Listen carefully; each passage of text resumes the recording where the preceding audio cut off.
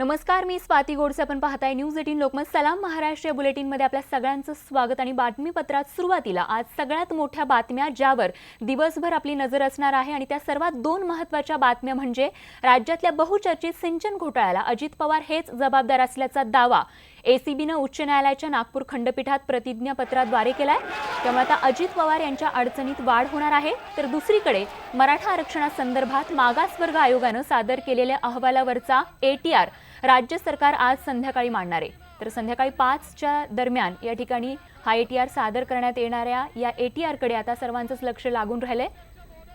तर या दोन महत्त्वाच्या घडामोडींसंदर्भात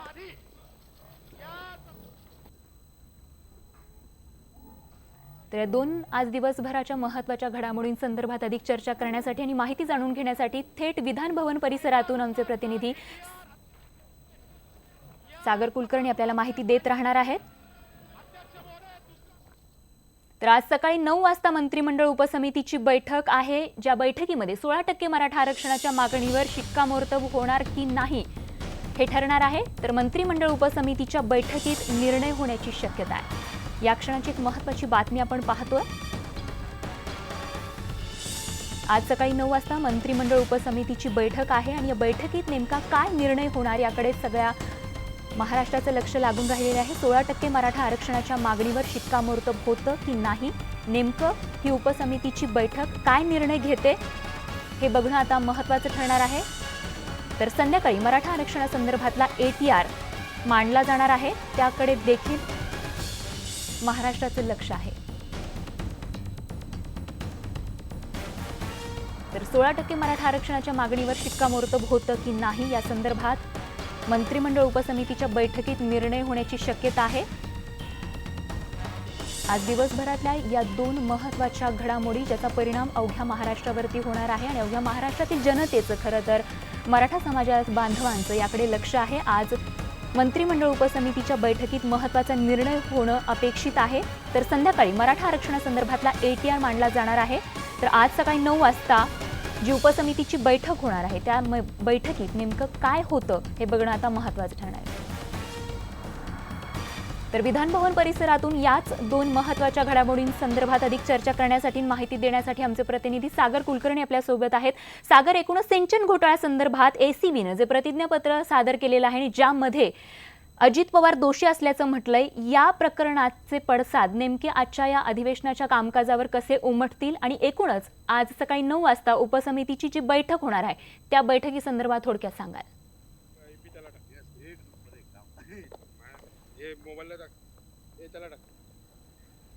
तर एकूणच या दोन महत्त्वाच्या घडामोडींसंदर्भात आणि हिवाळी अधिवेशनासंदर्भातील प्रत्येक अपडेट आपल्यापर्यंत अशीच आम्ही पोहोचवत राहणार आहोत.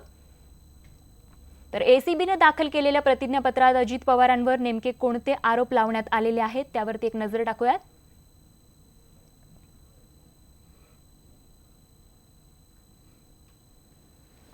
तर या क्षणाची एक मोठी बातमी आपण पाहतोय ज्यामुळे अजित पवार आता अडचणीत सापडलेले आहेत. अजित पवारांसमोरच्या अडचणी वाढलेल्या आहेत. सिंचन घोटाळ्यासाठी माजी उपमुख्यमंत्री अजित पवार हे जबाबदार असल्याचा ठपका अँटी करप्शन ब्युरोचे महासंचालक संजय बर्वे यांनी ठेवलाय. मुंबई हायकोर्टाच्या नागपूर खंडपीठात दाखल केलेल्या प्रतिज्ञापत्रात त्यांनी हा ठपका ठेवलाय. तर तांत्रिक मंजुरी न घेता प्रकल्पांच्या निविदा काढणं, अपात्रांना टेंडर देणं, प्रकल्पांचं निकृष्ट काम करणं याशिवाय अजित पवारांना अडचणीत आणणारे अनेक गंभीर आरोप एसीबीच्या या प्रतिज्ञापत्रात करण्यात आलेले आहेत. त्यामुळे आज या संदर्भात सुनावणी देखील होणार आहे. त्यामुळे अजित पवारांच्या अडचणी आता आणखीन वाढणार आहेत आणि एकूणच या प्रकरणाचे पडसाद आजच्या सभागृहाच्या कामकाजात नेमके कसे पडतात हे बघणं महत्त्वाचं ठरणार आहे. तर एसीबीने दाखल केलेल्या प्रतिज्ञापत्रात अजित पवारांवर नेमके कोणते आरोप लावण्यात आलेले आहेत त्यावर एक नजर टाकूयात.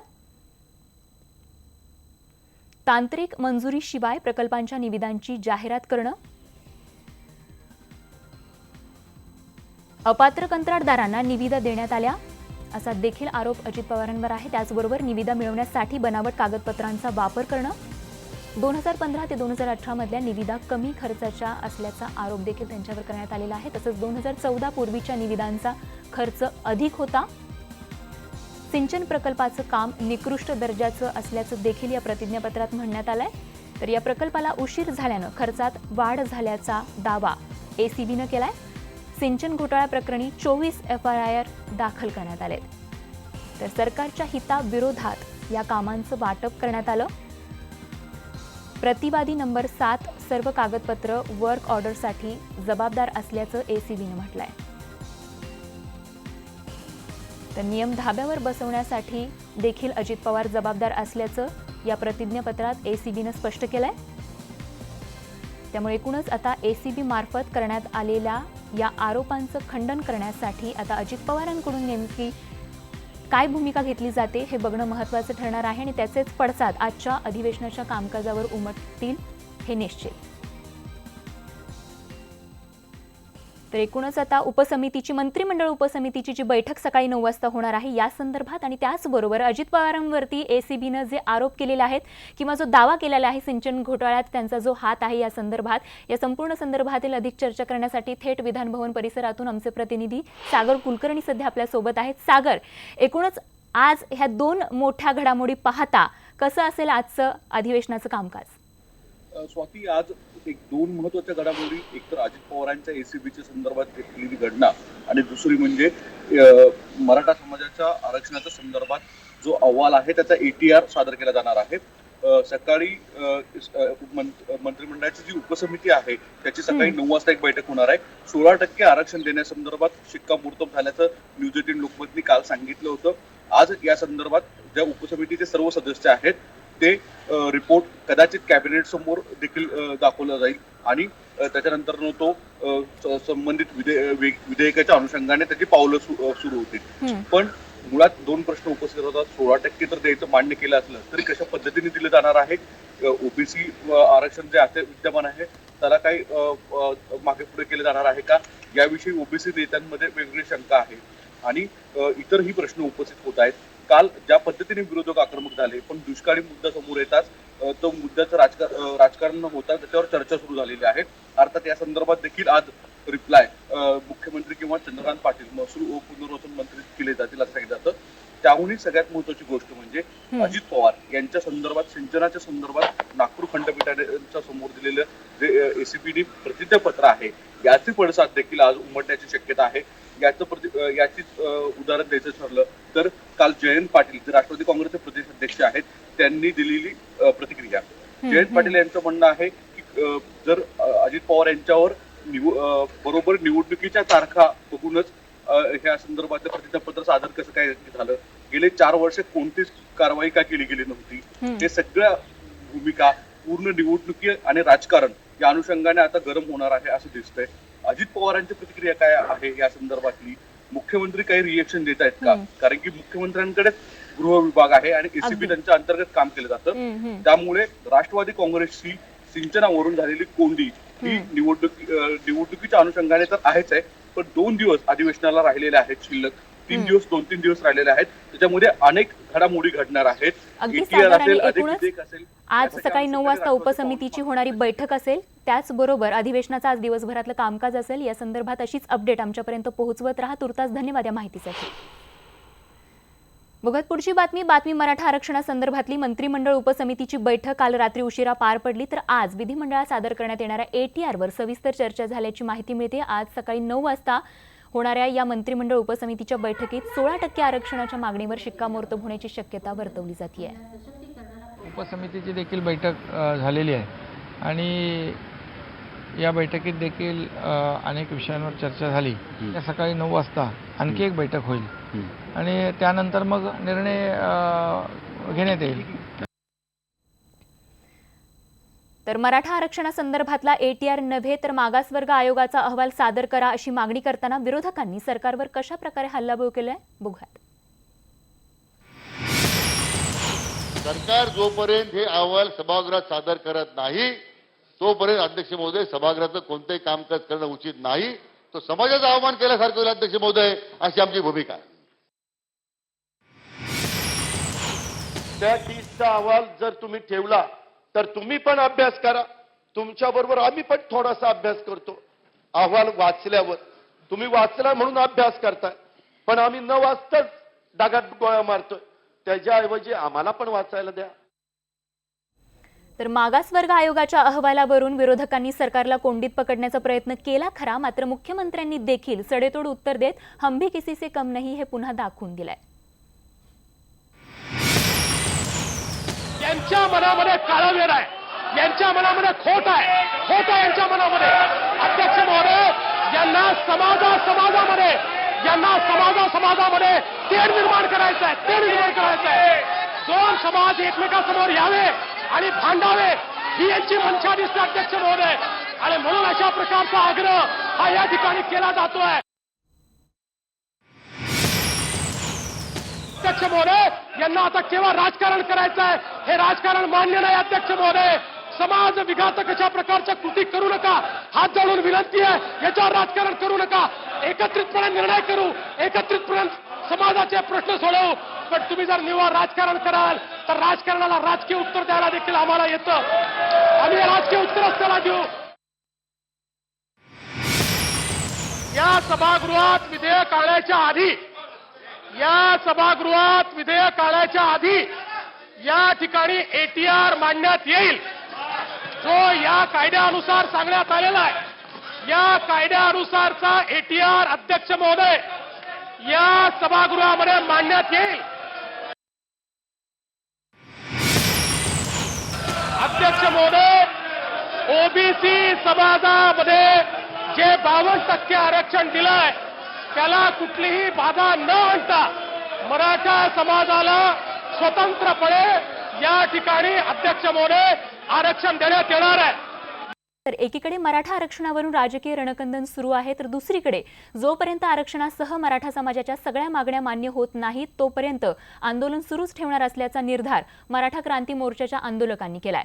मुंबईतल्या आझाद मैदानात मराठा क्रांती मोर्चाच्या कार्यकर्त्यांनी आरक्षणासह 19 वेगवेगळ्या मागण्यांसाठी आंदोलन सुरू केलंय.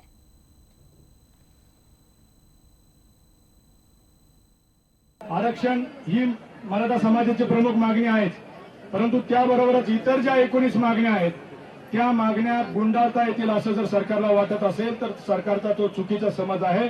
पूर्ण 20 मागण्या जोपर्यंत मान्य होत नाहीत तोपर्यंत मराठा क्रांती मोर्चा आंदोलन हे चालू राहणार आहे.